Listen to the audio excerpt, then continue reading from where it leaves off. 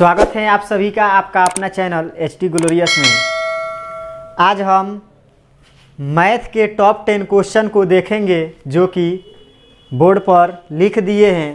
तो ये top 10 question नहीं है, इसमें एक क्वेश्चन में कई सारे क्वेश्चन आपको देखने को मिलेगा। तो आज से हम शुरुआत करते हैं मैथ की ओर। और आपको मैथ में 100 में 100 नंबर लाना है, ऐसा हिम्मत बना के आप लोगों को पढ़ना है। तो आज से हम मैथ के ये जो टॉप 10 क्वेश्चन हैं, पहले बताए थे कि 20-20 क्वेश्चन लेंगे, लेकिन 20-20 क्वेश्चन इसलिए नहीं लिए कि थोड़ा बोर्ड का स्पेस कम है और क्वेश्चन को समझाना भी है, इसलिए क्वेश्चन को समझाने के लिए भी स्पेस चाहिए। इसलिए टॉप 10 ही क्वेश्चन लिए हैं और डेली के डेली 10 ही क्वेश्चन पब्लिश होगा। और एक एक क्वेश्चन का एकदम बढ़िया से अच्छा से समझेंगे और जो भी कॉन्सेप्ट हैं मैं कॉन्सेप्ट के साथ आपको बताते चलूँगा। तो इस वीडियो में भी एक आध दो कॉन्सेप्ट आएगा, क्योंकि कॉन्सेप्ट इज़ पावर। कॉन्सेप्ट हैं तो आप कोई भी क्वेश्चन आसानी से टिक लगाएंगे। तो ये जो वीडियो चलेगा, ये वीडियो आपको लेसन वाइज मिलेगा। जैसे पहला वास्तविक संख्या है, हमें मैथ में 15 अध्याय पढ़ने हैं और 15 अध्याय में आपको हर एक अर्थात एक अध्याय का अलग, दूसरे का अलग, तीसरे का अलग, ऐसे एक एक अध्याय का ऑब्जेक्टिव क्वेश्चन आपको मिलेगा। एक अध्याय से कम माने 25 से 30 क्वेश्चन होंगे। यदि आप ऐसे टोटल क्वेश्चन को देखते हैं, समझते हैं, तो आपको 200 नंबर का आपका जो पेपर होगा, तो 200 में से आपका 100 नंबर लाना है। यानी हमको जो 100 अंक का ऑब्जेक्टिव क्वेश्चन है उसमें से 50 क्वेश्चन बनाना है। तो 50 क्वेश्चन बनाना है तो आसानी से आप वहाँ बना लेंगे। तो आप लोग पूरा एक एक जो क्वेश्चन है उसको समझिए, ना हो तो कॉपी कलम लेके बैठ जाइए, कॉन्सेप्ट समझिए, इसको टिक लगाइए और समझते चलिए। तो चलिए आज इस बात से हम शुरुआत करते हैं कि अपने मेहनत को कभी बेकार मत मानना। अपने मेहनत को कभी बेकार मत मानना। मंजिल जरूर मिलेगी, मंजिल जरूर मिलेगी, बस हार मत मानना। तो आप लोग को हार नहीं मानना है। एकदम कहते हैं कि मान लिया तो हार और ठान लिया तो जीत। तो आप लोग ठान लीजिए, अब की बार मैथ में 100 में 100 अंक लाना है, सभी को लाना है। तो केवल आपको कुछ नहीं करना है, जो वीडियो डाल रहे हैं उस वीडियो को आप पूरा से पूरा देखिए और इसके बाद ऑब्जेक्टिव के बाद ठीक हम सब्जेक्टिव क्वेश्चन लेके आएंगे। केवल आप वीडियो देख लेते हैं तो मैं गारंटी के साथ कहता हूं कि आपका मैथ में 100 में 100 आएगा ही आएगा। तो चलिए अब वीडियो को चालू करते हैं और शुरू करते हैं क्वेश्चन नंबर 1 से।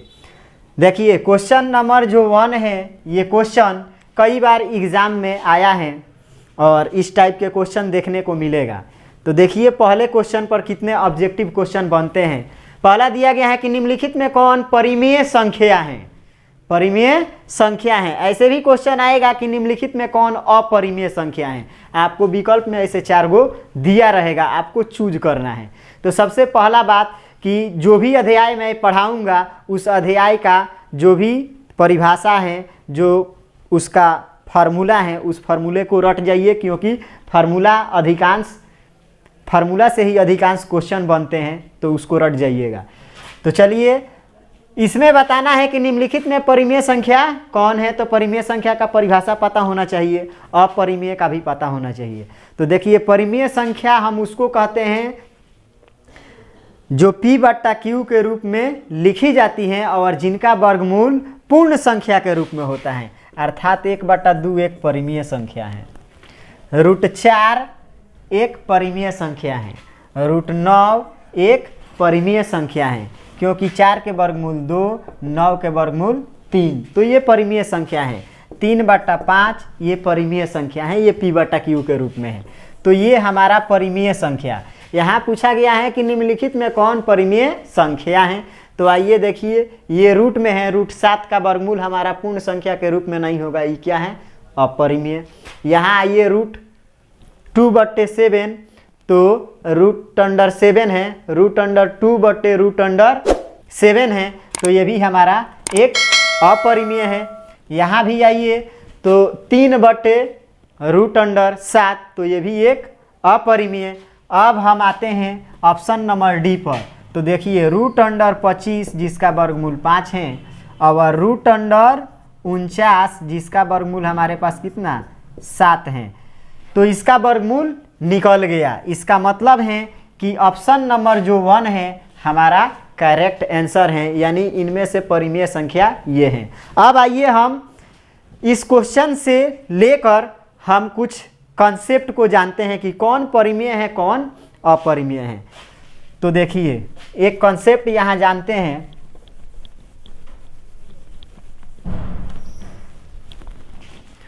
कोई भी परिमेय संख्या हो, दुनिया का कोई भी परिमेय संख्या, परिमेय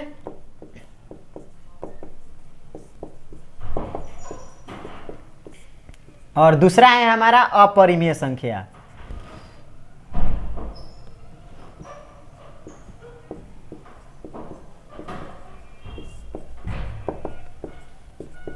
किसी प्रकार का क्वेश्चन आता है तो देखिए इस टाइप का परिमेय संख्या, परिमेय संख्या में किसी भी परिमेय संख्या को जोड़िए, घटाइए, गुणा कीजिए, भाग दीजिए, वो सब के सब परिमेय ही होंगे। यानी परिमेय संख्या में जोड़िए, घटाइए, गुणा कीजिए या भाग दीजिए, वो संख्या जो आएगी हमारा परिमेय संख्या ही होगी।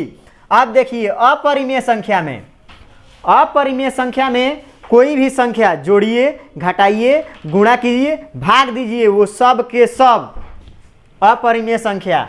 अपरिमेय में अपरिमेय को जोड़ेंगे तब कि तो वो परिमेय हो जाएगी या नहीं तो वो अपरिमेय होगी। इसमें जोड़ते हैं, घटाते हैं, गुणा करते हैं या भाग देते हैं। तो यहाँ परिमेय में परिमेय जोड़ेंगे, घटाएंगे, गुणा करेंगे, भाग देंगे तो ये परिमेय है, लेकिन यहाँ जोड़ेंगे, घटाएंगे, गुणा करेंगे, भाग देंगे तो ये दोनों संख्या हो सकती हैं। और देखिए यदि दोनों को कंबाइन करते हैं, परिमेय और अपरिमेय, दोनों को जोड़ेंगे तो वो जो संख्या बनेगी, जोड़िए, घटाइए, गुणा कीजिए या भाग दीजिए, वो जो संख्या हो जाएगी हमारा अपरिमेय हो जाएगी। जैसे कि यहाँ आपको उदाहरण देखने को मिल रहा है, देखिए यहाँ रूट अंडर 7 यानी रूट 7 एक अपरिमेय संख्या है और 1 से जब भाग देंगे तो अपरिमेय आएगा। यहाँ देखिए अपरिमेय में अपरिमेय से भाग दिए हैं तभी हमारा क्या है अपरिमेय आया है। ऊपर 3 है और नीचे, तो ये अपरिमेय संख्या से भाग दिया गया है तो ये भी अपरिमेय संख्या है। तो कोई भी परिमेय संख्या में मान लेते हैं कि एक परिमेय संख्या है, इसमें रूट 2 जोड़ देते हैं तो ये भी एक अपरिमेय। यदि एक परिमेय संख्या है -1 और रूट 2 करते हैं तभी एक अपरिमेय। गुणा भी करते हैं, मान लेते हैं एक तो परिमेय संख्या है, गुणा करेंगे रूट 2 तभी हमारा अपरिमेय, भाग भी देंगे तभी हमारा अपरिमेय। तो इस कंसेप्ट को आप याद रखेंगे। अब आइए अगला क्वेश्चन पर चलते हैं।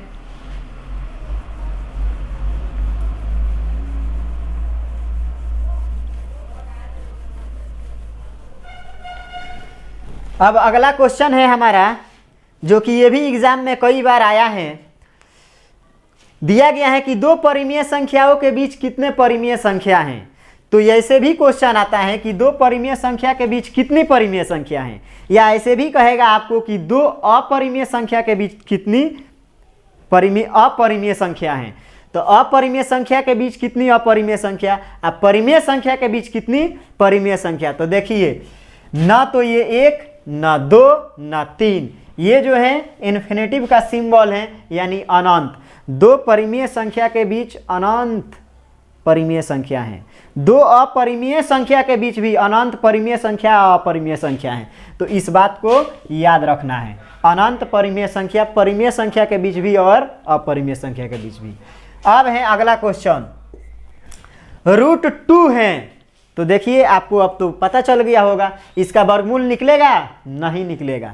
तो ये कौन संख्या हो जाएगा, परिमेय अपरिमेय दोनों सम संख्या। तो ये क्या हो जाएगा जी, ऑप्शन नंबर बी, यानी ये एक अपरिमेय संख्या है। जिसका वर्गमूल निकल जाएगा वो परिमेय, जिसका नहीं निकलेगा वो अपरिमेय। ये बात आपको माइंड में रखना है।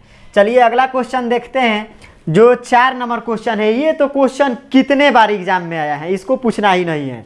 लिखा गया है कि पाई है, पाई क्या है ना, ये बताना है। तो ऐसे पाई है तो ये परिमेय अपरिमेय दोनों, इनमें से कोई नहीं। तो देखिए पाई जो है, पाई एक अचर लेटर है, और पाई अचर लेटर होने के कारण ये अपरिमेय संख्या है, अपरिमेय। लेकिन कभी कभी ये पूछ देता है पाई का जो मान होता है हमारे पास 22/7। तो यदि कहे कि 22/7 क्या है, तो 22/7 एक परिमेय संख्या है, 22/7 परिमेय संख्या है। लेकिन पाई पूछे कि पाई क्या है, तो पाई जो है एक अपरिमेय संख्या है। ये बात को याद रखेंगे। अगला क्वेश्चन 5 नंबर जो कह रहा है कि यूक्लिड विभाजन सूत्र हैं, यूक्लिड विभाजन सूत्र है। इस सूत्र को लेमा सूत्र भी कहा जाता है। तो ऐसे पूछ सकता है कि लेमा सूत्र है या यूक्लिड विभाजन सूत्र हैं। तो आप जानते हैं A बराबर BQ प्लस R। देखिए कहाँ है ऑप्शन में, A बराबर BQ plus R, option number D आपका राइट आंसर। ये याद रखेंगे, ये यूक्लिड विभाजन सूत्र। अब अगला क्वेश्चन, ये भी क्वेश्चन कई बार एग्जाम में आया है। कहा गया है निम्नलिखित में कौन अभाज्य संख्या है। तो अभाज्य संख्या का आपका परिभाषा याद रहना चाहिए। वास्तविक संख्या चैप्टर है तो कम से कम जितना संख्या है उसका परिभाषा आपको याद रहना चाहिए। तो अभाज्य संख्या इसमें से चूज करना है कि अभाज्य संख्या कौन है। तो आप लोग जानते हैं कि अभाज्य संख्या वैसी संख्या है जो 1 से कटेगी और नहीं तो स्वयं से कटेगी, वो संख्या अभाज्य संख्या है। तो देखिए इसमें कौन है, 8 अभाज्य संख्या नहीं है, 9 भी नहीं है, और 11 15 भी नहीं है, यानी 11 जो है हमारा क्या है जी, अभाज्य संख्या है। आइए अगला क्वेश्चन देखते हैं 7 नंबर। ये भी क्वेश्चन कई बार एग्जाम में आया हुआ है, क्वेश्चन नंबर 7। तो क्वेश्चन नंबर जो 7 है इसको भी याद रखना है। कह रहा है कि यदि P और Q दो अभाज्य संख्या है तो उसका मौसा होगा। तो दो अभाज्य संख्या, कोई भी दो अभाज्य संख्या ले लीजिए, कोई भी दो अभाज्य संख्या लेंगे तो उस अभाज्य संख्या का जो मौसा आता है वो 1 आता है, उस अभाज्य संख्या का मौसा 1 आएगा। आइए एक निकाल के देख लेते हैं कि कैसे है। मान लेते हैं कोई भी ले लेते हैं 5 ही ले लेते हैं, एक अभाज्य संख्या है, और एक 3 ले लेते हैं और इसको इसका मौसा निकालते हैं। तो ये हो जाएगा एक बार में 2, ये 3, 1 1 2, कितना आया जी मौसा 1। तो आप कोई भी दो अभाज्य संख्या लीजिए, उसका मौसा निकालिए, HCF निकालिए, उसका जो मान आएगा कितना आएगा 1। तो इसको आप याद रखेंगे। अब अगला क्वेश्चन 8 नंबर क्वेश्चन, जो कि ऐसा क्वेश्चन आपको हर एक एग्ज़ाम में देखने को मिलेगा। और इस बात को याद रखना, एक कॉन्सेप्ट यहाँ भी ले लीजिए, इसका भी कह रहा है कि किसका दशमलव प्रसार शांत है, शांत बताना है। तो आप तो वहाँ भाग देने नहीं जाएंगे, ये दिख रहा है, ये शांत नहीं होगा, ये भी नहीं होगा, ये भी नहीं होगा, और ये होगा। तो आप सोच रहे हैं कि सर कैसे पता कर लिए। तो आपको एक फार्मूला याद होना चाहिए इसके लिए कि हम क्या करते हैं कि नीचे वाले का खंड करते हैं, और नीचे वाले का खंड यदि 2 के पावर m और 5 के पावर n के रूप में आता है, या दोनों में से कोई एक आता है, तो वो शांत होगा, नहीं तो अशांत होगा। तो इसका खंड करेंगे तो ना 2 ही आएगा, ना 5, ना दोनों में से कोई। तो ऐसे सबका खंड नीचे वाले का करके देखेंगे। यदि ऑप्शन नंबर डी का 80 का जब हम खंड करेंगे 40, 20 और ये हो जाएगा 10, आ गया हमारा 2 के पावर 1 2 3 4, 2 के पावर 4 और 5 के पावर 1, यानी इस रूप में आ गया। यानी ये जो होगा हमारा शांत होगा। तो हर का केवल हम देखते हैं कि खंड करेंगे, देखेंगे 2 के पावर कुछ आया, 5 के पावर कुछ आया, या दोनों में से कोई एक आया तो वो शांत होगा, नहीं तो वो अशांत होगा। तो ऐसे आप निकाल लेंगे। चलिए अगला क्वेश्चन देखते हैं 9 नंबर। कह रहा है कि यूक्लिड विभाजन एल्गोरिथम, किसे परिकलित करने की तकनीकी है? ये भी क्वेश्चन कई बार एग्जाम में आया हुआ है। जो यूक्लिड विभाजन एल्गोरिथम है A बराबर BQ प्लस R, वो किसको निकालने के लिए, माने कौन से इनमें से जो ऑप्शन दिया है उनमें से किसको निकालने का सूत्र है?